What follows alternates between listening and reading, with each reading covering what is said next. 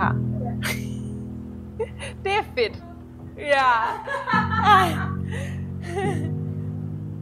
Skal du hente pigerne i dag? Nej, det skal du ikke. Jeg skal ikke hente pigerne i dag, så jeg har ingen bagkant. As usual. Ellers var jeg jo nærmest på vej ud af døren allerede. Jeg er jo simpelthen så stolt over dig og din rejse i forhold til Blid.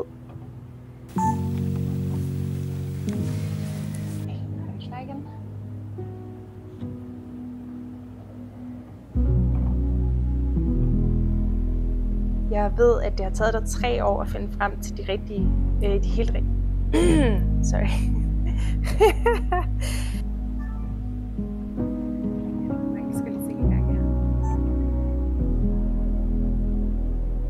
Processen startede, dengang jeg var gravid med Lelu. Jeg har lige fundet ud af, at jeg var gravid. Og jeg har brug for at finde noget, der er rent nok til, at jeg kan bruge det med god samvittighed. Og jeg tester sådan lidt rundt i de forskellige rene løsninger, der er på markedet. Der var på markedet på det tidspunkt. Og mit hår er bare helt forfærdeligt. For at sige det mildt. Og det, når man har brugt gode hårprodukter, så går man lidt op i, hvordan ens hår er lige pludselig. Og mit hår er meget tørt og har brug for meget pleje.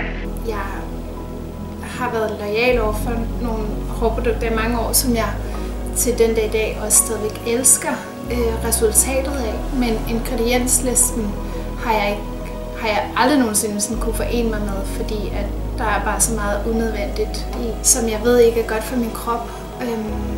Og jeg tror, den måde, som jeg er opdraget på, er at tage stilling til tingene, til sådan nogle ting.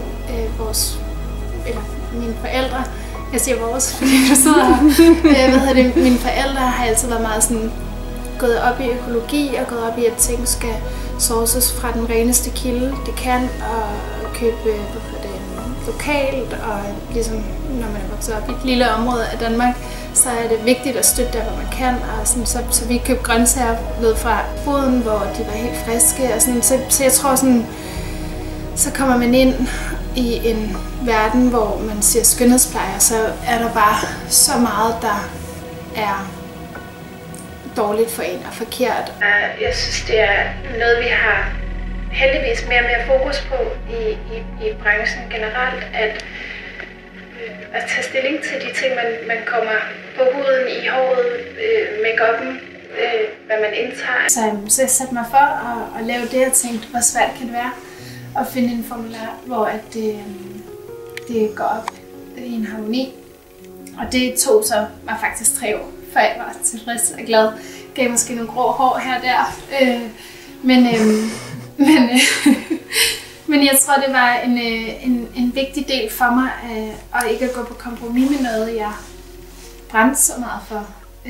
At få ud til andre, fordi jeg talte jo også med veninder og familie, og fandt også lige pludselig ud af, at jeg var ikke enig om at stå med det her problem, om at man gerne vil have noget, der ikke er hormonforstyrrende, og hvordan kan det egentlig også passe, at man har så mange optioner på markedet, der er så meget giftigt i for os.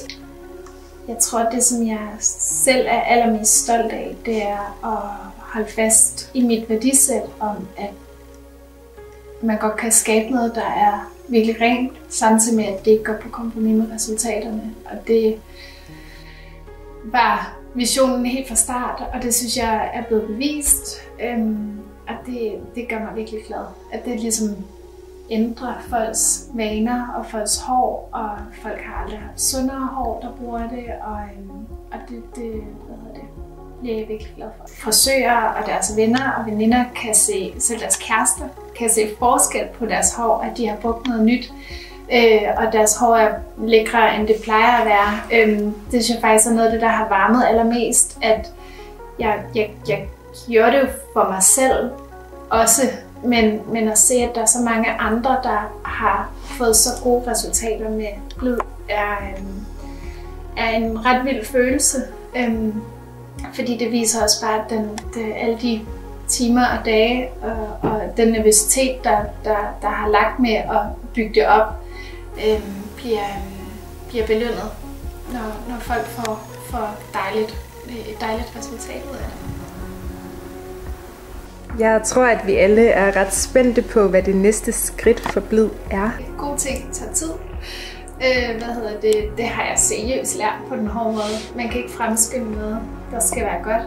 Men vi er i gang med at lave noget, som bliver rigtig godt, og som jeg tænker, at mange mennesker bliver rigtig glade.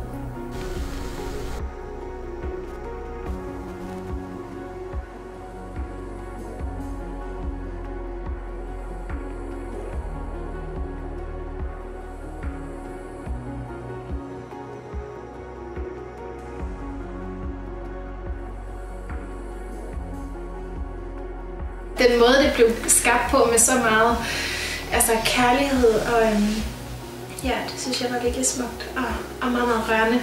Og ja. Det ja.